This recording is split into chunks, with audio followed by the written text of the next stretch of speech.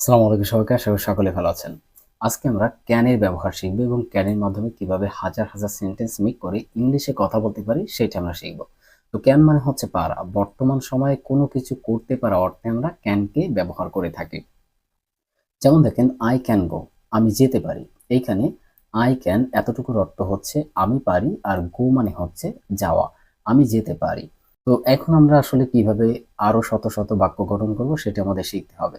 তো এইখান থেকে আমাদের গোটাকে হাইড করে দিতে হবে, দিয়ে এইখান থেকে যে কোনো একটা ভার্বকে বসিয়ে আমরা কিন্তু হাজার হাজার সেন্টেন্স মেক করতে পারি। যেমন আমরা বলতে পারি আই ক্যান অ্যাপ্লাই, আমি আবেদন করতে পারি। আই ক্যান অ্যারাইভ, আমি পৌঁছাইতে পারি। আই ক্যান আস্ক, আমি জিজ্ঞাসা করতে পারি।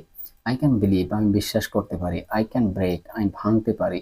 আই ক্যান ব্রিং, আমি আনতে পারি। আই ক্যান বিল্ড, আমি তৈরি করতে পারি। আই ক্যান বাই, আমি কিনতে পারি।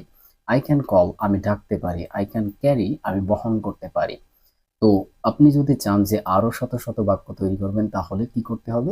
এরকম নতুন যে কোনো একটা ভার্ব নিয়ে আমাদেরকে আই ক্যান এর পরে বসাইতে হবে। তাহলে আমরা নতুন নতুন সেন্টেন্স গঠন করে আমরা কিন্তু ইংলিশে কথা বলতে পারবো।